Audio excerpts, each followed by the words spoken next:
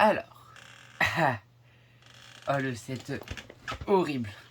Alors, j'ai mon téléphone qui reflète l'écran, parce que là c'est la caméra de dos. L'écran reflète sur un miroir pour que moi j'ai un retour de ce que je vois. Là par exemple, là vous voyez mon doigt, là vous le voyez pas et je le sais parce que ça. Donc, trêve de setup. J'ai ici une petite liste de machins, donc je vais très souvent regarder un peu sur le côté, un peu par là. Parce que c'est là où il y a tout mon texte. Je me suis pas embêté à écrire tout un script pour rien. Je vais essayer de regarder le plus possible la caméra, mais je ne garantis rien. Bref, commençons. Caméra un peu trop haute. Bref, commençons. Un peu saut. Ouais, non, là on est bien. Donc déjà, je vais faire cette vidéo en plusieurs parties. C'est un point de la vidéo de Fieldrunk qui a sorti il n'y a pas très longtemps. Et sur mon serveur d'amis, serveur communautaire où j'ai des amis, ils se sont dit, tenez, on va faire ça. Sauf que moi, j'ai la manie d'écrire des pavés monumentaux. Et comme on m'a dit, bah, Fieldrunk l'a fait en vidéo, toi, tu mettras autant de temps que Fieldrunk, peut-être même plus. Donc, le concept, je suis déjà 1 minute 30, oh la vache. Le concept, c'est donc du coup de parler du meilleur jeu Pokémon en abordant plusieurs points, beaucoup de points. Et du coup, ça fait une vidéo. Donc du coup, je vais beaucoup discuter ici. Si vous voulez voir quelque chose d'intéressant, ce sera pas dans cette vidéo. Donc je vais donner mon avis sur les différents points. Je vais faire des explications. Je vais expliquer comme j'ai envie d'expliquer. En plus, je n'ai pas la limitation du texte. Généralement, j'essaye de pas trop écrire quand même. Ouais, pas trop écrire. Donc ça va être long et chiant. Je pense que j'ai la flemme. Et voilà. Donc comme je l'ai dit, j'ai un mini script. Des spoilers, bien évidemment. Spoilers sur toute la vidéo. Il y a une personne qui se reconnaîtra. Ne regarde pas cette vidéo, je ne vais pas mettre de barrière anti-spoil pour dire allez à cet endroit pour skipper le spoil. Je vais pas arrêter d'en parler. Donc ne regarde pas cette vidéo. Désolé. Mais voilà. Donc, je vais faire plusieurs points, je vais sûrement bégayer, je vais sûrement me reprendre.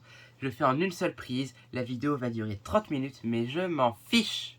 Je suis là pour faire mon pavé. Bref. Squala, nous partons. Et voilà.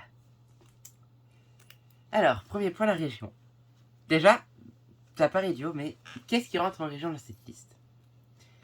Je prends en région la version la plus avancée d'un même jeu. C'est-à-dire que par exemple pour Kanto, je vais pas utiliser la map de rouge-bleu, je vais pas utiliser la map de rouge-feu vert feuille, je vais utiliser la map de Let's Go Pikachu Evoli qui est la dernière représentation de la région de Kanto. La seule exception à cette règle-là, ça va être la 4ème génération. Sinon, je vais utiliser Platine pour en parler. Parce que j'ai pas joué à Depths, je n'ai pas envie de jouer à Depths, je n'ai pas envie que Depths existe. Littéralement, la technique de speedrun de ce jeu s'appelle le sandwich au jambon. Je sais pas si vous vous rendez compte. Ils se sont dit, on a une strat de speedrun qui casse le jeu entier, on appelle ça le sandwich au jambon. Littéralement. Je n'ai pas envie d'entendre parler de ce jeu. Sur ce, l'autre point, ça va être que je ne vais pas compter dans la région tout ce qui concerne des DLC, des zones post-game. C'est vraiment, on va dire, la région de base. Par exemple, à Sinnoh, je vais pas parler de l'île de Cressier et Darkrai, parce que ça c'est post-scénario. Je vais, dans les 2G, dans les jeux de la 2G, je vais pas parler de Kanto, parce que c'est après le scénario de Johto. Voilà. Et dernier point, Hisui ne fait pas partie des régions de base. Donc je ne vais pas parler d'Hisui. Voilà. Je vais parler de Sinnoh. Bref, allons-y, commençons. Et on commence déjà avec du fort parce qu'on commence avec Kanto. Et ce qu'il faut savoir, c'est que Kanto est une région que j'aime particulièrement. Parce que... Attends, mon casque vient de s'éteindre. Je veux voir si c'est bon. Ah mais non, je peux pas. Ah zut. Est-ce que je refais? Bon, que non, s'il s'est éteint, c'est qu'il captait pas le son de base. Ok, bon, c'est pas grave. On va rester là. De toute façon, si la qualité baisse, c'est pas grave. Mon micro de téléphone prendra le relais. Sur ce, on est à 5 minutes d'introduction. Oh la vidéo. Oh la vidéo qui va durer 1h30. Bref, sans plus tarder, première région, Kanto. J'aime Kanto. Pourquoi? Parce que l'ambiance est très sympa, très chill, très posée. Le dessin fait assez cartoon. Et je trouve que c'est, pour moi, la meilleure représentation de Kanto. C'est la plus colorée, c'est la plus fun à jouer en fait. Genre, j'ai pas envie de replonger dans Rouge et Bleu, comme je l'avais fait à un moment.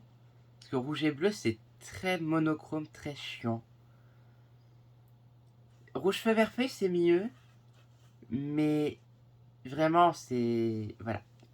Let's Go, pour moi, est la meilleure version de la carte de Kanto. Et c'est déjà une bonne version. Johto est une région assez linéaire. Il y a difficilement 3 embranchements à une ville. J'en compte 3. Et ce qui me frustre le plus, c'est que c'est une grosse boucle. Et pour casser cette boucle, pour faire un petit raccourci, c'est un simulabre qui bloque le passage. Un simulabre. Je regarde la caméra pour dire simulabre. Parce que c'est un pauvre petit Pokémon qui fait 1 mètre de haut qui t'empêche de faire la moitié de la région. Enfin, qui t'oblige à faire la moitié de la région. Un simulabre. On aime ce jeu. Pas grand chose de plus à dire. Owen, j'aime beaucoup les ping-pong.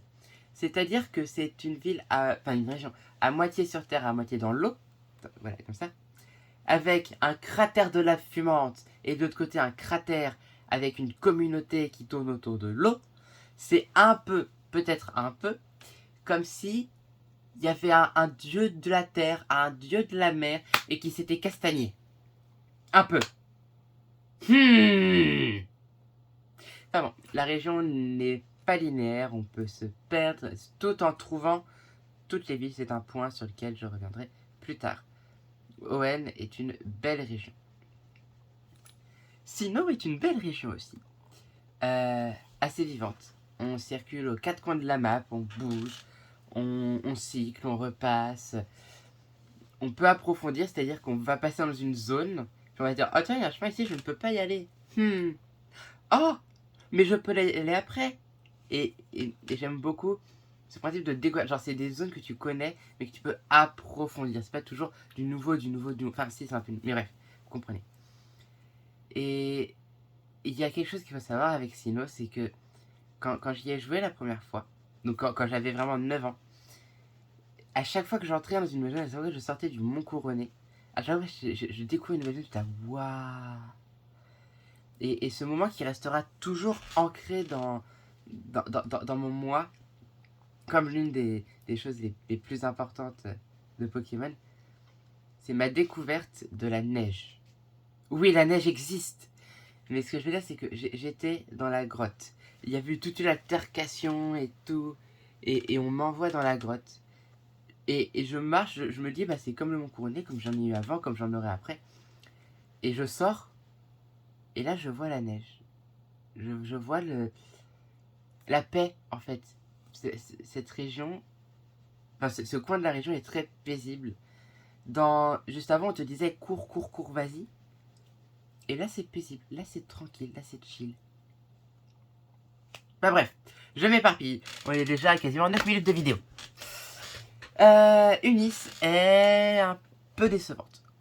Quand on voit Owen, quand on voit Sinnoh et qu'on tombe sur Unis, je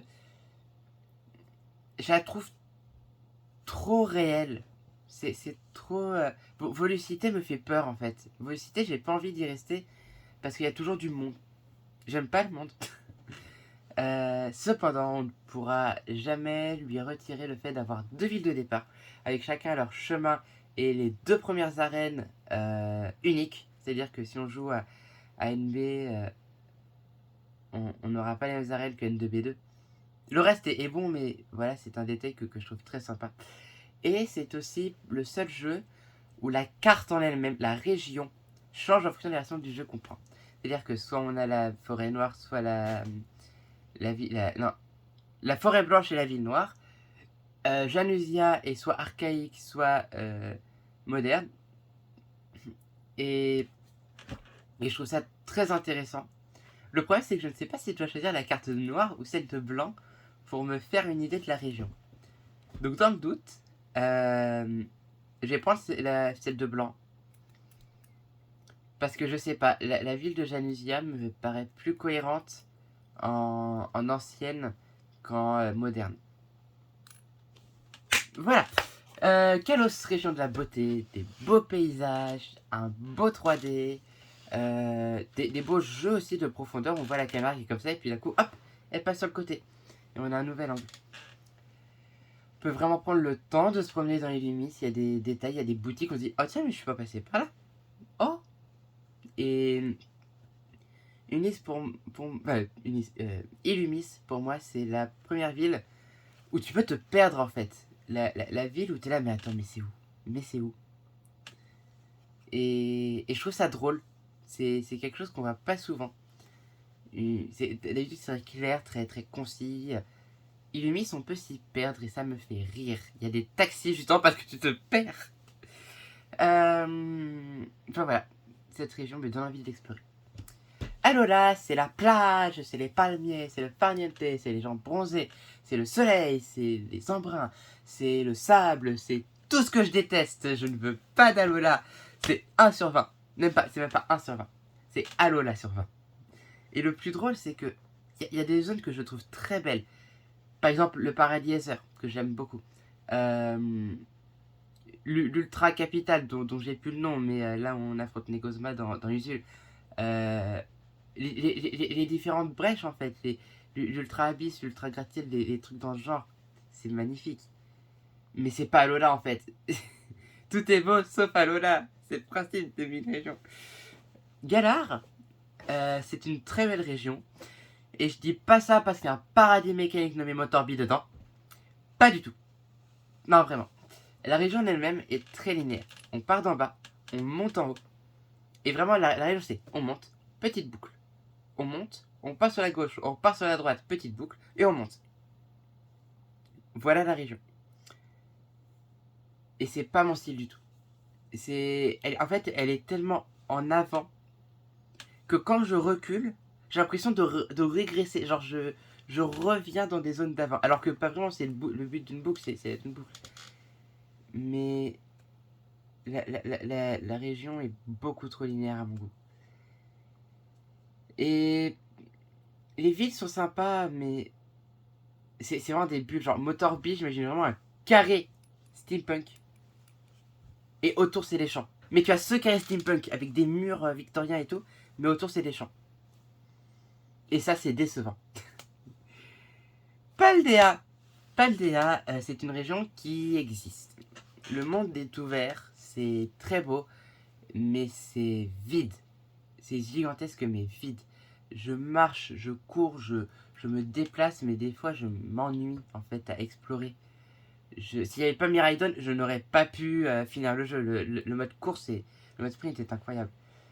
Certaines villes, comme Sevaro ou Porto Marinada, me font penser à des stations-service. C'est-à-dire que tu as un couloir, tu as des trucs sur les côtés et des trucs de l'autre côté. Mais ce que tu fais, c'est que tu traces. Tu peux t'arrêter pour l'arène, mais tu repars après. La ville n'a pas vraiment d'intérêt. Et on va me dire, oui, mais toutes les villes de départ sont toutes un peu chiantes. Par exemple, Bourg-en-Vol, il y a 3 maisons et un laboratoire. Mais d'un côté, Bourg-en-Vol, je vois ça comme un quartier résidentiel. C'est-à-dire que c'est les gens qui habitent. T'as pas de marché, t'as pas de machin, faut aller dans la ville d'à côté. Mais ça a au moins une identité en fait. Ça a une prestance, on va dire. Sévaro n'en a pas. Sévaro, c'est. Tu t'arrêtes et tu repars après. Et j'en revenais à l'histoire d'Owen, où il y a des villes qui sont un peu partout, mais on les trouve toutes. Et pourquoi? Parce qu'en fait, dans ma première. Dans ma première aventure sur Paldea, je n'ai pas appris. Enfin, j'ai découvert l'existence de Pincorcia, truc dans le genre, après avoir fini le jeu. C'est-à-dire que je ne savais pas que cette ville existait. Je l'ai découvert quand je cherchais des raies de Terra Crystal. Et j'ai vu un truc sur le côté, j'ai fait mais attends, mais j'y suis pas allé là. Et en fait, c'est une ville. Je suis passé à côté d'une ville. Parce que en fait, c'est tellement un monde ouvert que qu'on sait pas quoi faire en fait. Et et je suis un peu déçu parce que c'est pas normal de louper des villes. Enfin bon, c'était long. Mes finalistes sont Kanto et Sinnoh pour le titre de meilleure région.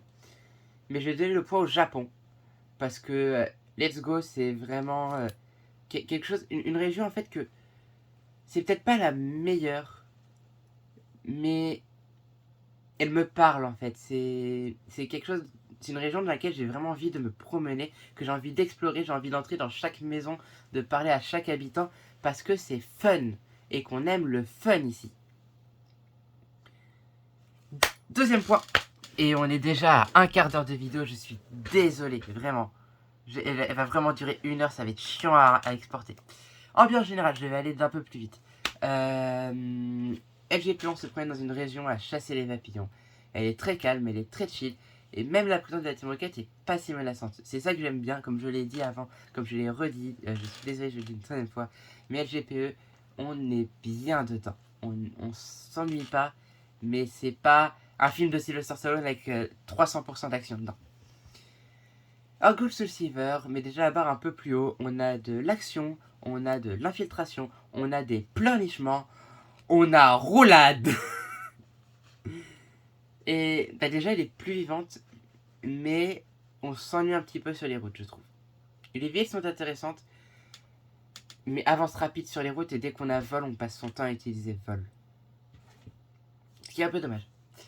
Ruby Omega Saphir Alpha, au contraire, c'est une région vivante. Tu as envie de l'explorer, tu as envie de passer du temps dedans. C'est une région qui, je trouve, est très vivante, surtout à Lavandia. Lavandia est pour moi une très belle ville. Peut-être l'une de mes villes préférées de tout Pokémon. Faudrait que je fasse une tier liste des villes. Mais Lavandia est dedans. Il y a de très belles zones. Et en fait, la menace des légendaires, une fois qu'on arrive à ce moment-là, la menace des légendaires se fait ressentir dans toute la région. Peu importe où on va, on se prend la douche. Ou le soleil en fonction de ce qu'on joue.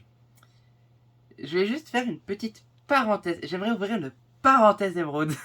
Faut dire que c'est drôle de taper les deux tirs en même temps. Que j'aimerais bien aimer revoir ça dans Ruby Omega Saphir Alpha. Mais au moins, on a un peu une interaction à la fin où ils sont là. Ouais, bah, les autres, ils ont fait les cons. Et ça me fait rire. Donc n'ayant pas joué à Depths, je vais parler de Platine, le jeu est lent au début. Puis après tu affrontes les dieux de ce monde, tu vas dans une dimension alternative pour botter le cul personnel du diable. Il y a vraiment deux ambiances en fait. Le début est long, et on rattrape avec le deuxième. J'ai l'impression de regarder Doctor Who. La saison 1 c'était nul, la saison 2 c'était trop paquet, on t'envoie partout.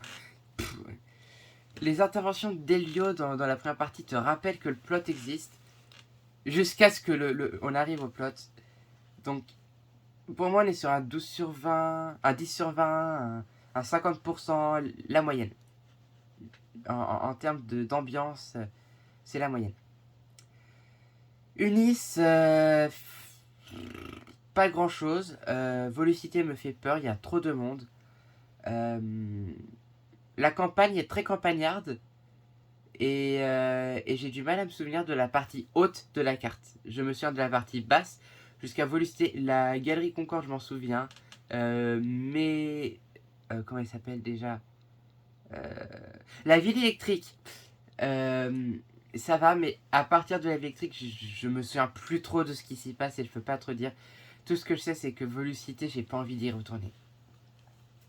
Kalos, c'est chill, tu discutes, tu explores. Balade entre amis, c'est ce que j'aime beaucoup avec l'ambiance de Kalos. C'est qu'on voit beaucoup les rivaux, qui sont pas vraiment des rivaux, c'est vraiment juste une bande de potes qui est là pour passer du bon temps. Et bien que les personnages soient chiants et que Trouvatos c'est un nabo qui fait 1m12, le concept est sympa et je suis assez contente de voir que ça a été un peu repris par la suite avec des groupes qui ne sont plus limités à juste le rival et le, le personnage que tu n'as pas vu, que tu n'as pas pris à l'écran de sélection. Avant, tu avais deux personnes et, et maintenant, je trouve ça très intéressant. Ça arrivait à partir de la 5G. Le fait d'avoir des vrais groupes de personnages, mais je pense que c'est la 6G qui... Après, comme je l'ai dit, je n'ai pas vraiment joué à la 5G, donc je peux pas en parler de Cheren et Bianca et de Matisse et tout. Mais ce que je peux dire, en fait, c'est pour moi, Kalos a une très bonne idée, mais une mauvaise exécution. Alola, la région est tout sourire, les grandes organisations mafieuses sont devenues des Kairas du patelin, et j'ai l'impression d'être en vacances. J'aime pas ça. Rendez-moi ma chambre. Voilà, c'est tout ce que j'ai à dire. Vraiment, Alola, j'aime pas. C'est fou. Il y en a, ils aiment beaucoup la région, ils aiment pas le jeu ou je sais pas quoi, mais moi, c'est beaucoup trop plage, c'est beaucoup trop. Genre, c'est la détente, mais c'est pas la même détente que LGPE. LGPE, c'est de la détente chill de relaxation. Genre, t'as fini ta journée a été chiante, t'allumes ta console, tu joues avec Evoli et ça te redonne le sourire. Alola est là pour te frustrer de ne pas avoir pu prendre tes vacances à cause du Covid.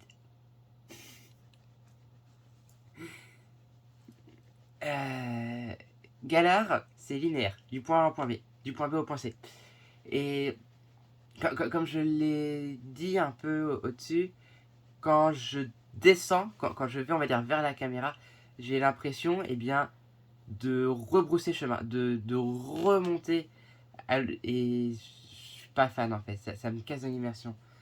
Le lore existe, mais j'ai l'impression que vraiment, on l'appuie. Genre, tu te promènes, et puis il y a celui qui fait Oh, regarde ces jolis graphes à Greenbury. Qu'est-ce qui te font penser? Et puis après, tu te promènes, et puis tu tombes à tu sors Oh, regarde cette fresque. Oh, je me demande bien ce qu'elle représente. Et le lore est forcé. Le lore est forcé, en fait. Le lore est chiant. Voilà, je le dis, le lore, il est chiant. Le lore, c'est quelque chose qui va venir naturellement. Par exemple, Elio qui t'aborde, il est tout seul dans une grotte, il est tout seul au bord d'un lac, il voit une personne, et il va essayer on va dire de se raffirmer. C'est pour ça qu'il te parle, c'est qu'il a besoin d'exprimer ce qu'il ressent. Sonia, j'ai envie de dire, ferme-la. J'ai rien contre toi, Sonia, mais genre, je m'en fiche d'avoir les glyphes de Nazca dans une ville campagnarde. C'est... Voilà. Paldea, je l'ai dit, je le redis, c'est vide. Je m'ennuie entre les villes, je tourne en rond. Quand j'ai une hype qui arrive à une ville, ils me disent oui, t'as ça, allez à la ville suivante et tout. En fait, le temps que j'arrive à la ville, je n'ai plus la hype. Et le problème, c'est que derrière la zone 0, l'ambiance elle passe de 2 à 99 en 3 secondes.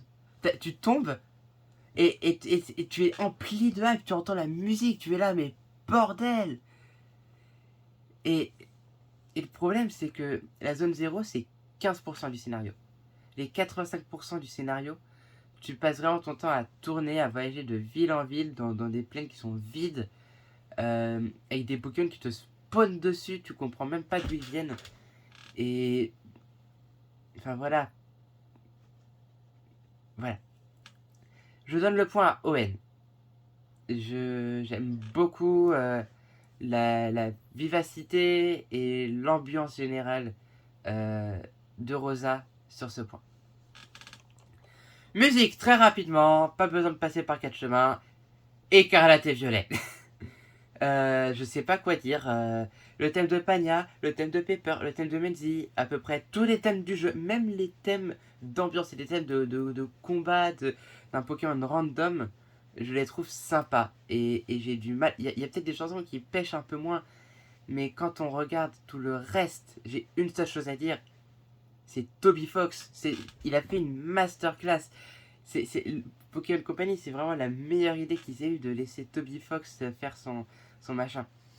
Je vais cependant faire une mention honorable à Sinnoh, à la 4G, parce que c'est des musiques que je trouve très bien, et si EV n'existait pas, ce serait Sinnoh qui serait le top 1. Bref, bon point pour EV. Ça change de... Voilà, c'est... La région est vide, mais au moins tu t'enjailles. Direction artistique. La DA, quelque chose de très important, ça ne doit pas piquer les yeux. Ça doit être beau au regard. Alors parlons de ça à quoi je pense quand on me dit Pokémon. Alors, quand on me dit Pokémon, je pense à des personnages qui sont très petits mais avec une très grosse tête qui fait la moitié de leur corps. Je pense au centre Pokémon. Je pense aux arènes. Et je pense au petit cercle qu'il y a sous les Pokémon quand on les fait combattre. Alors, prenons ces points. Au feeling, je n'aime pas les jeux trop récents à partir de Soleil et Lune parce qu'on a perdu ces cercles. On a perdu ce côté un peu chibi que j'aimais beaucoup pour aller sur quelque chose de plus humain. J'ai pas envie qu'on me rappelle la réalité. Et on a perdu les cercles, on les a déjà pas enragés en 2G, donc ce qui fait qu'il nous reste déjà 3, 4, 5, 6G. Bon, c'est déjà ça. Donc on est sur une génération entre 3 et 6. On n'a pas vraiment les grosses têtes dans les jeux de 6G, c'est pas le même type de chibi. C'est pas vraiment à quoi je pense quand on me dit Pokémon. Le centre Pokémon d'Unit ne ressemble pas à un centre Pokémon, on dirait un centre commercial. Ce qui fait que ça casse un peu l'ambiance. Il y a donc Sinnoh et Johto. Donc les deux jeux de la 4G. Et bien que ce soit très similaire, les arènes de Johto sont plus belles. Je les trouve plus sympas à regarder. Et le panneau tournant des boutiques Pokémon, j'aime. Graphisme. Il y a une région qui m'a toujours épaté. À rester fidèle à son origine. Tout en passant du 144p au 4K. C'est-à-dire Rosa. Ruby Omega Saphir Alpha. On retrouve toujours le charme du jeu principal, mais en RTX. Et c'est quelque chose que j'admire. Bravo Ruby Omega Saphir Alpha. Meilleur remake. Bah voilà. La technique, c'est un sujet bizarre, mais je pense qu'il a été fait dans un jeu comparé à son temps. Par exemple, EV est codé avec le Q. Breath of the Wild a fait mieux et ce jeu a déjà 5 ans, même peut-être 6. Si je vous montre EV, Breath of the Wild que je vous dis, c'est deux jeux monde ouverts. Il y en a un qui est sorti il y a 5 ans, l'autre qui est sorti l'année dernière. Vous inversez les deux jeux. C'est désastreux. La génération 1, je peux pas trop en dire si c'est premier de son genre. La génération 2, on a fait beaucoup de folie en plus, niveau technique, je veux dire. C'est joli. La génération 3 est agréable à voir comparé au rouge, bleu et or, argent, cristal. La génération 4 a plein de fonctionnalités en ligne. Il y a les souterrains, AGSS existe. Mais pour moi, le jeu qui a vraiment laissé tous les autres sur le tapis, qui était vraiment avant son temps, c'est la 5G. C'est noir, blanc, noir 2, blanc 2, qui a réussi, et je pense que c'est un exploit, avec le même graphisme que Diamant Perle. Ils ont réussi à faire une meilleure 3D que des jeux de 3DS dont le but est d'être en 3D. C'est un exploit. Je sais pas comment ils ont fait, mais ça me laisse sur le cul. Le scénario, la raison pour laquelle je joue à cette licence, l'histoire. Faisons un rapide résumé. J'ai fait ma petite liste, je me suis amusé pendant 3 secondes. Kanto, le professeur Chen t'envoie pour voir 151 Pokémon et tu en profites pour mettre la misère non seulement à les ligues Indigo, mais en plus à la mafia locale. Johto, tu te fais balader un peu partout par les PNJ et entre deux missions, tu marraves la ligue et les restes de la mafia locale. Je vais dire mission locale. Owen, tu veux rendre ton papa fier et au passage tu affrontes non pas une, mais deux mafias sur fond de dieux de la mer et de la terre qui s'affrontent avant de devoir appeler le lézard de l'espace en renfort. Stino, ta mission c'est d'aider une archéologue à arrêter le psychopathe local qui veut enlever les émotions de car la vie l'a mis en PLS sûrement. La joie. Ah oui, et sur fond d'un des meilleurs personnages de la licence que je connaisse. Vous saurez de qui je parle, peut-être un peu plus tard. Eunice, dans un premier temps, tu empêches un vieux de contrôler un jeune pour capturer tous les Pokémon de la région. Et dans le second temps, tu empêches à nouveau le vieux de prendre le contrôle de la région directement avec Mr. Freeze en tant que Pokémon. Kalos, tu t'associes au charismatique Augustin Platane pour défoncer son ami Lysandre sur fond de prise de bec entre un géant et une fleur et sur fond de castagne entre 3 lettres de l'alphabet. Alola, tu fais ton tour des îles avant de te rendre compte que les gentils passaient les méchants et ensuite ça devient Avengers Endgame. Et Galar, tu fais ton tour des arènes avant de te rendre compte que les gentils c'est les méchants. Sur fond de l'or bouffé à coups de grosses cuillères à soupe. Et pour finir, Paldea, tu dois entre autres faire ton tour des arènes pour faire plaisir à ton meilleur ami, tout en sauvant le meilleur ami de l'homme d'une mort certaine, tout en tapant sur l'harceleur anti-harcèlement avant d'affronter un robot professeur qui va dans le temps. Autant j'aime beaucoup le lézard de l'espace, hein. Autant niveau scénario, il assure beaucoup trop. Point pour Paldea.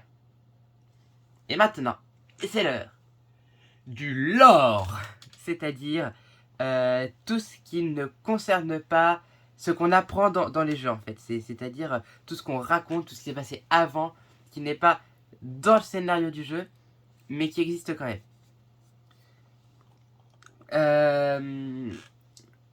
Plus sérieusement, Kanto, la Team Rocket existe et elle est méchante.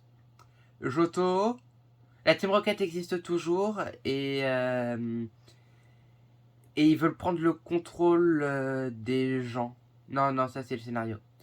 Owen, il y a eu le trio des éléments, il y a le trio des golems.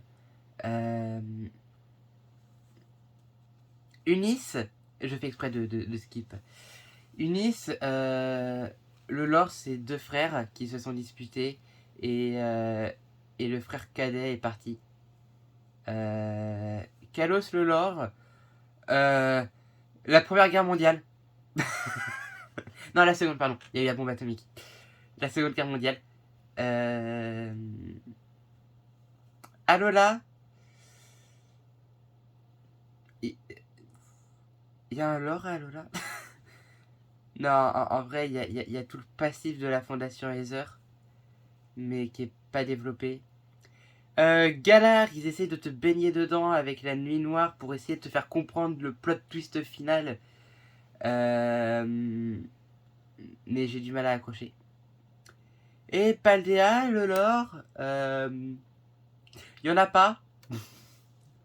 Genre, il y a très peu de choses qui sont préétablies avant qu'on t'en parle dans le lore. Et donc du coup, trêve de bavardage, il y a littéralement une région basée sur du lore, construite avec plusieurs niveaux comme des lasagnes. Je veux bien sûr parler d'Aletheia, perdu Cécino.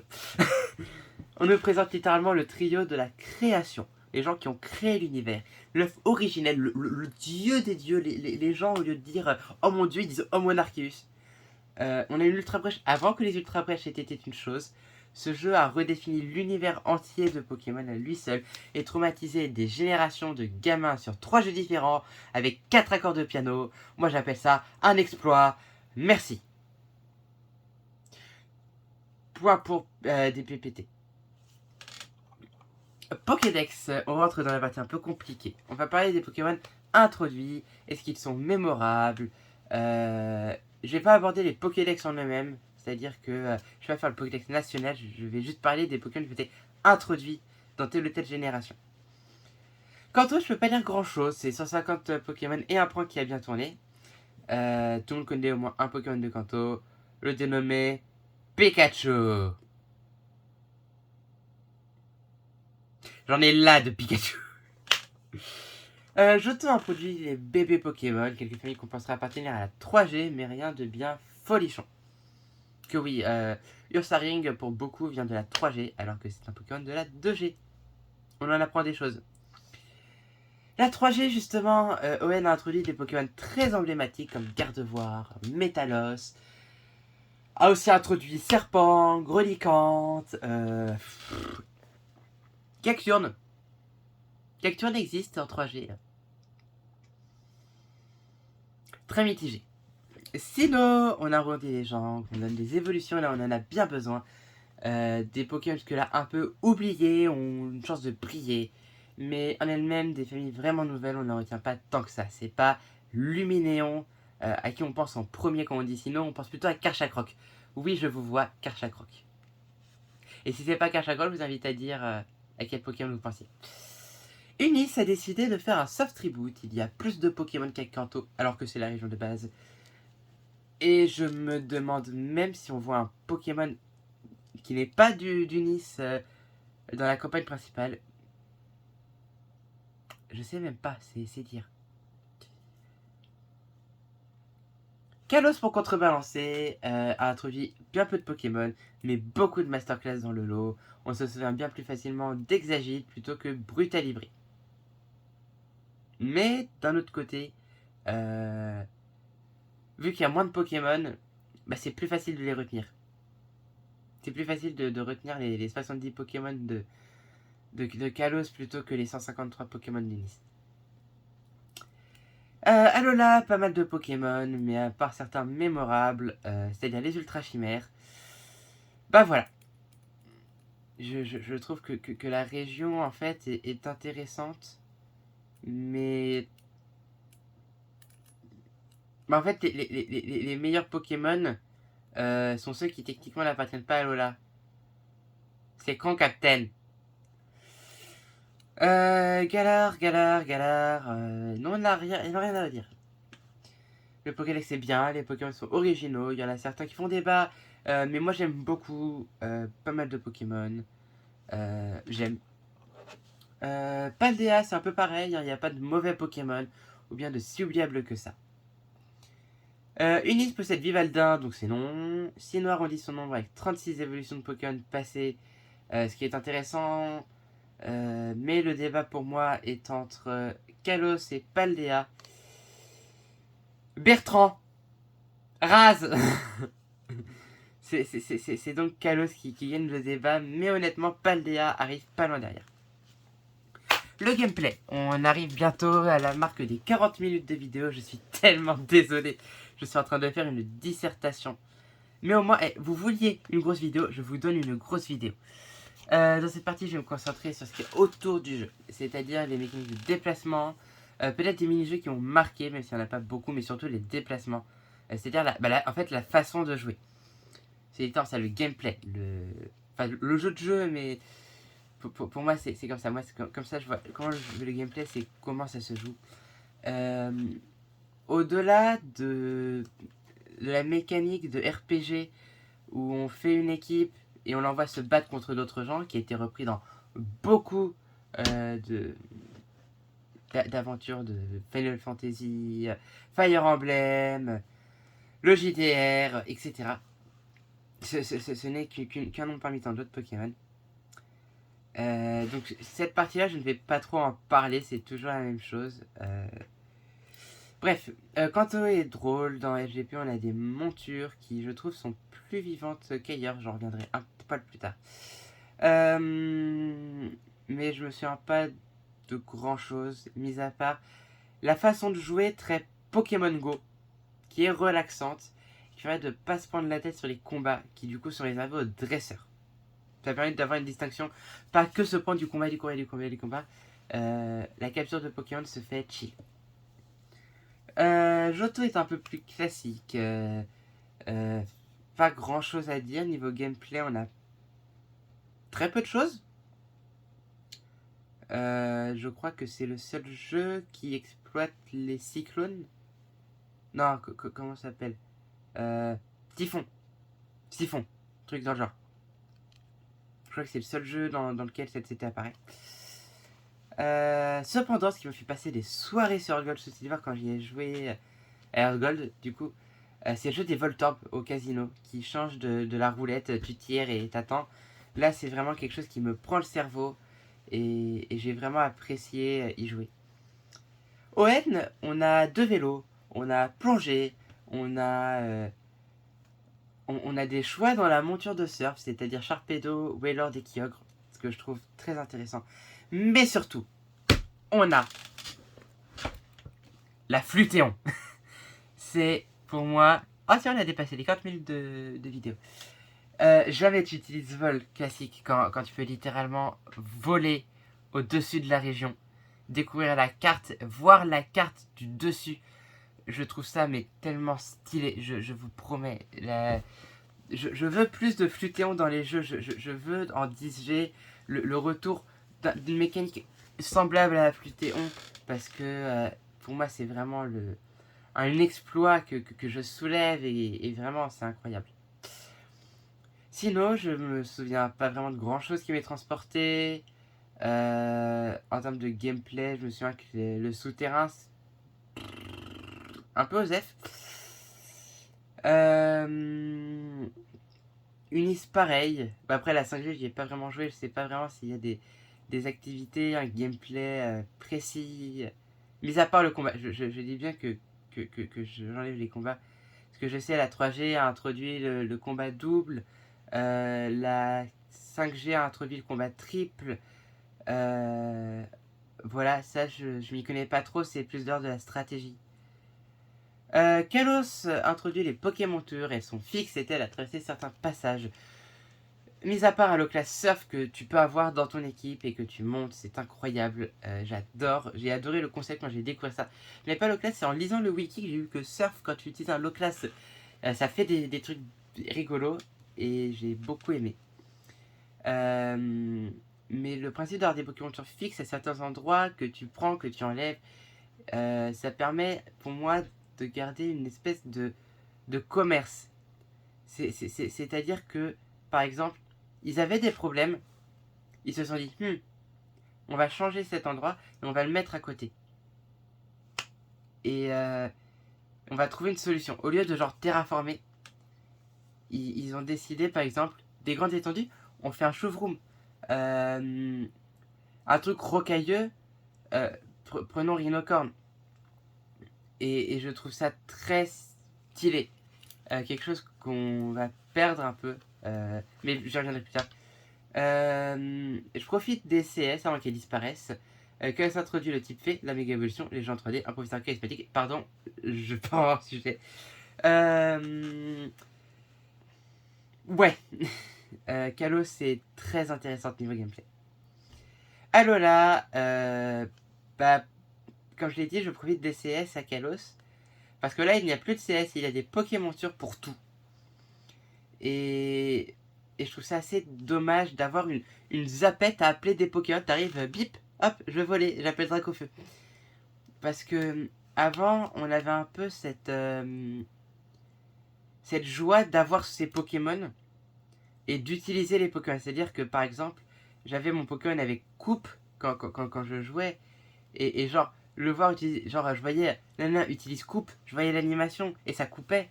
J'avais vraiment l'impression d'être dans le jeu. Que maintenant en fait c'est plus moi qui fais tout, c'est un Maconier que je ne connais pas qui était affrété par Pokémonture.com pour déplacer des rochers. Je peux basiquement me promener dans toutes les régions avec un Tauros. Alors que à la base le Tauros c'était un peu un Pokémon emblématique de la première île. Littéralement Pictoris qui dit oh tiens il t'aime bien. Et je trouve ça un peu idiot. Je suis pas fan du tout. Voilà. Enfin voilà, c'est... J'aime pas, on les appelle de n'importe où, ça remplace les CS, c'est rigolo, mais bah, ça casse le charme, on s'attache moins. Mais bon, c'est toujours mieux que Galar, qui du coup introduit une mécanique un peu OZEF qui est le Dynamax. Au moins à Lola c'était intéressant d'avoir les cristaux Z et tout. Mais bah pas ouf. Et puis même plus besoin de monture, même plus besoin de CS. On a le Taxi Corvelius, on voit même plus. C'est un écran de chargement. On n'a plus d'animation. Même à Lola on avait l'animation du Dracofeu qui arrive. Tu le prends, il repart. Là on a juste écran d'animation dans le coin. Et on se fait chier. Il n'y a plus besoin de casser des rochers. Toute la route est dégagée.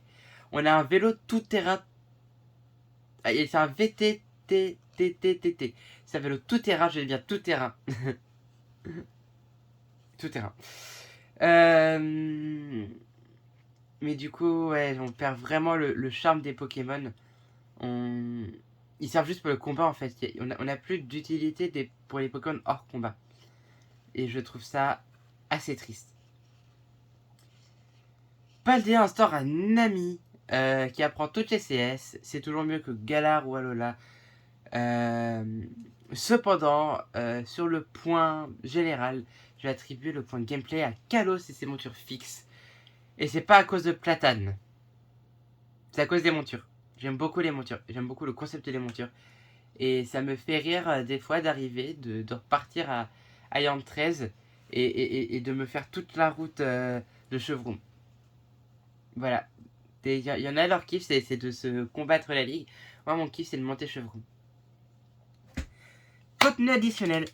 Je vais compter ici tout ce qui est après la ligue, du moins après le scénario principal. Je crois que niveau contenu additionnel, Let's Go n'a pas grand chose, si ce n'est les dresseurs experts Pokémon, et puis bah, finir le Pokédex. Je vois pas qu'il y ait grand chose de plus.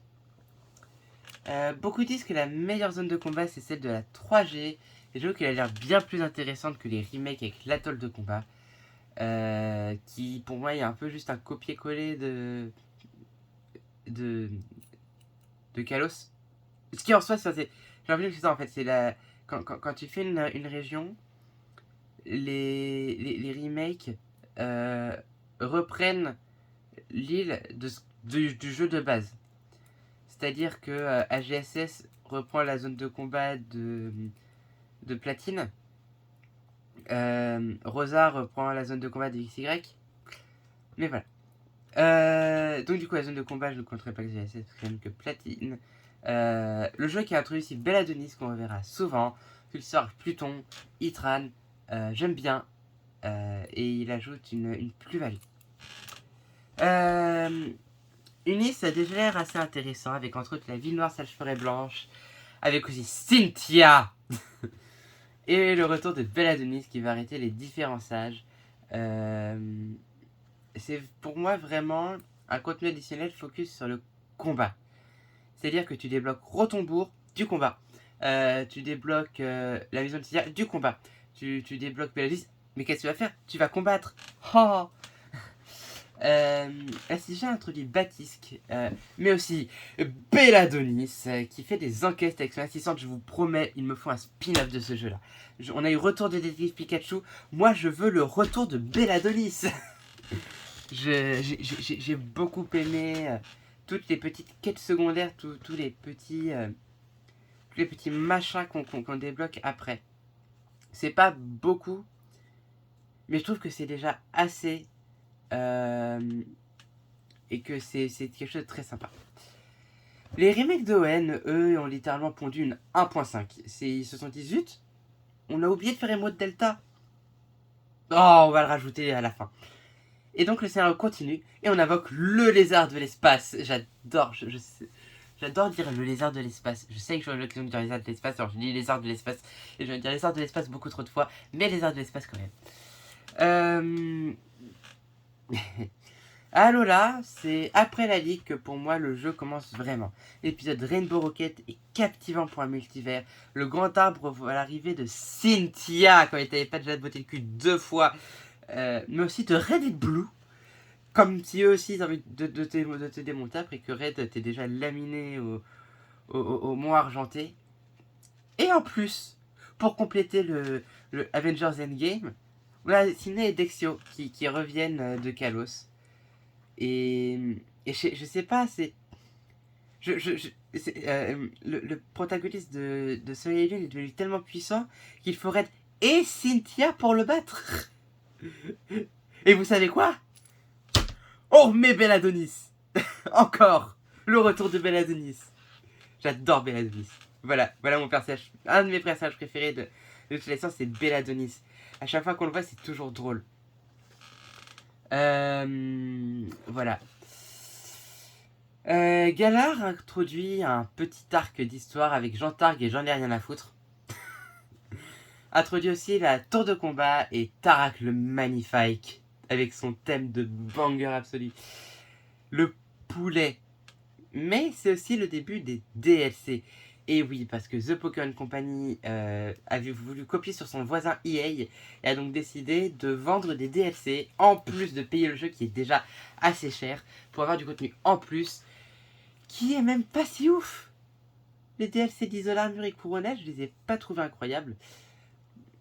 Et bof quoi, je reste sur ma fin, je vais pas payer 20 balles pour un DLC qui foncièrement n'apporte que des Pokémon en plus. J'ai pas que ça à faire moi. Bref, Paldea c'est un peu la même. Une fois qu'on a dit bye bye à Touroum et qu'on a fini l'arc la zone 0, il nous reste à faire un deuxième tour des arènes qu'on fait avec Vol.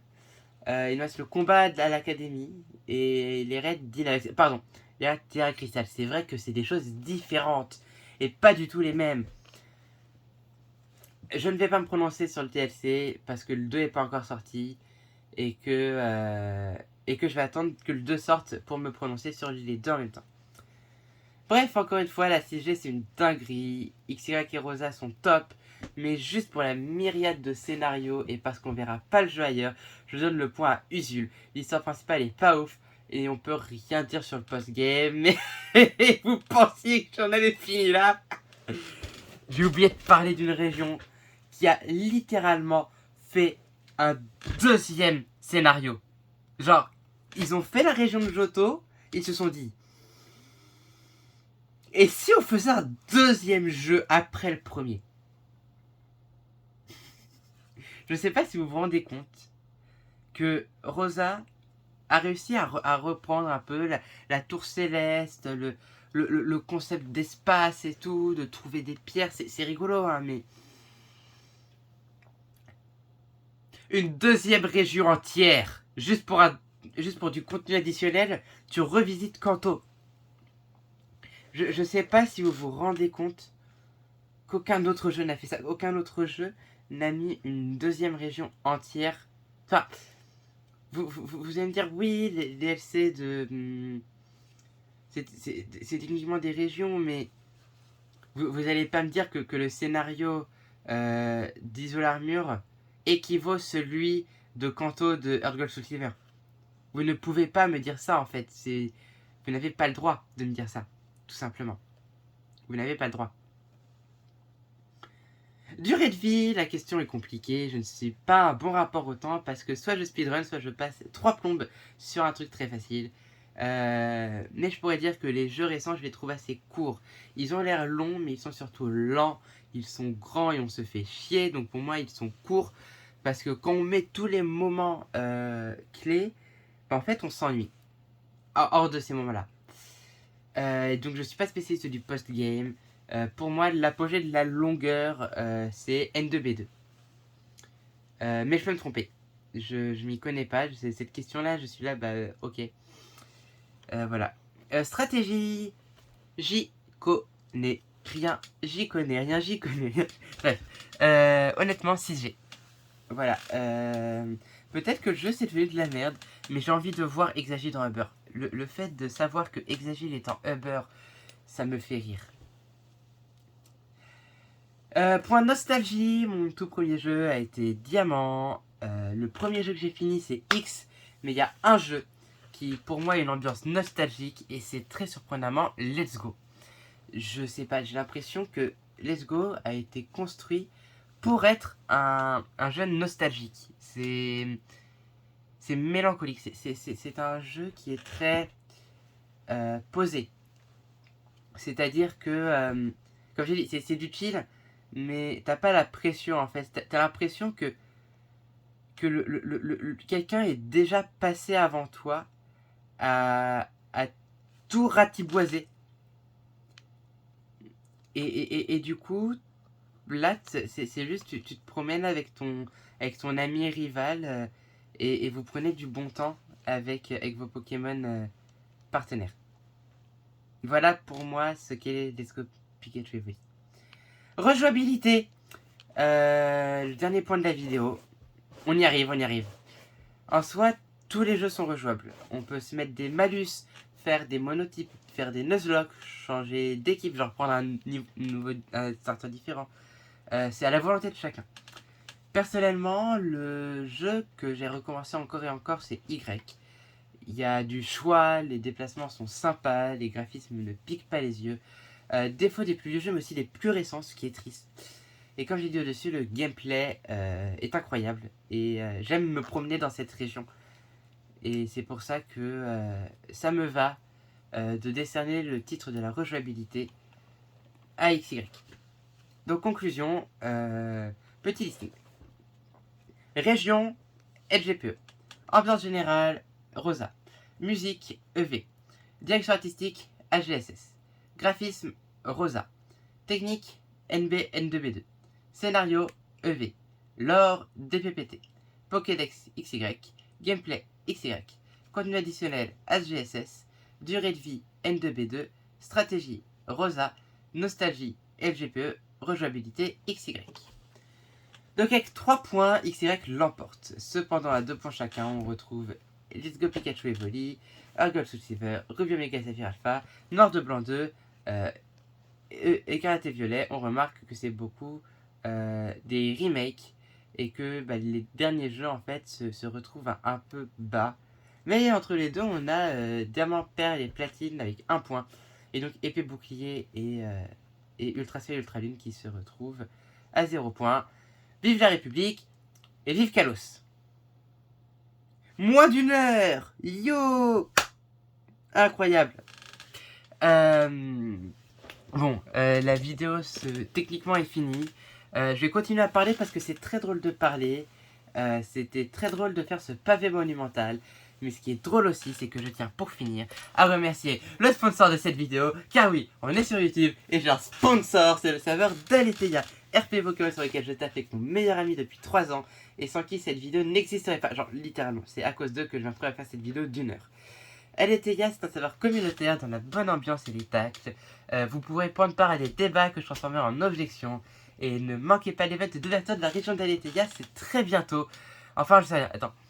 On sait quand elle sort? Non, on sait pas. Bon, et bah c'est pas grave. Venez quand même sur Aletheia, on s'amuse bien. Et voilà, merci Aletheia d'avoir sponsorisé cette vidéo. Le lien est dans la description. Voilà, une petite note de fin de script. Merde, je devais pas dire ça. Vous savez quoi? Quitte à faire YouTube, autant le faire bien. C'est pour ça que j'espère que cette vidéo vous a plu. Si c'est le cas, n'hésitez pas à lâcher un pouce bleu, vous abonner à la chaîne. Non, ne le faites pas. Je ne veux pas être youtubeuse professionnelle, c'était pour la blague. Enfin, vous pouvez lâcher un pouce bleu, mais ne vous abonnez pas. J'ai pas envie que ma chaîne passe à 20 abonnés. J'ai pas envie. Voilà, ce que je peux vous demander cependant, c'est de laisser un commentaire, soit sur Discord, soit en MP, soit sur YouTube pour rester un peu RP et fair play. Pour me dire à quel point mon avis c'est de la merde. Je vous laisse argumenter, je vous laisse me dire là où j'ai eu tort. Peut-être argumenter en quoi Noir de Blanc 2 c'est le meilleur jeu qui ait jamais été sorti de chez Game Freak. Et en attendant, Chine, j'attends ma paix. Parce que j'ai fait une OPSP, j'attends ma paix. D'accord? Bon allez, où est le bouton? Attends.